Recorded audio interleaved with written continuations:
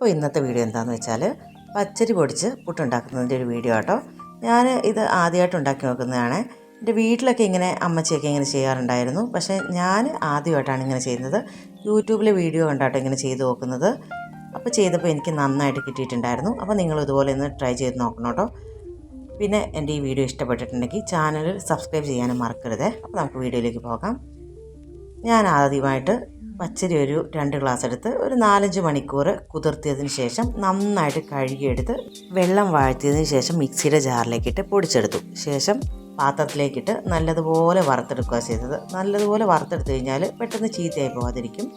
പിന്നെ ബാലൻസ് വരികയാണെങ്കിൽ ചൂടാറിയതിന് ശേഷം ഒരു പാത്രത്തിലൊക്കെ അടച്ച് നമുക്ക് വെച്ച് കഴിഞ്ഞാൽ പിന്നെ അത് യൂസ് ചെയ്യാൻ പറ്റും. വീഡിയോയ്ക്ക് വോയിസ് കൊടുത്തുകൊണ്ടിരിക്കുമ്പോൾ പുറത്ത് ഭയങ്കരമായിട്ട് കാക്ക കരയുന്ന ശബ്ദം ഉണ്ടായിരുന്നു കേട്ടോ. അപ്പം അത് നമ്മുടെ വീഡിയോയിൽ ഉൾപ്പെട്ടിട്ടുണ്ടെങ്കിൽ എല്ലാവരും ഒന്ന് ക്ഷമിക്കണം കേട്ടോ. പിന്നെ നമ്മൾ എന്ത് ചെയ്യുന്നതെന്ന് വെച്ച് കഴിഞ്ഞാൽ നമ്മളെങ്ങനെയാണ് സാധാരണ പുട്ടിന് നനയ്ക്കുന്നത് അതുപോലെ നനച്ചെടുക്കണം. നനച്ചെടുത്തപ്പോൾ ചെറിയതായിട്ടൊരു അബദ്ധം പറ്റി, ശ്രദ്ധ മാറിപ്പോയതുകൊണ്ട് ഒരല്പം വെള്ളം കൂടി പോയിട്ടോ പൊടിയിൽ. അപ്പോൾ അതുകൊണ്ട് ചെറിയതായിട്ട് കട്ട കെട്ടിയിട്ടുണ്ടായിരുന്നു. എന്നാലും കുഴപ്പമൊന്നുമില്ലായിരുന്നു കേട്ടോ. നല്ല ടേസ്റ്റായിരുന്നു പുട്ടിന്.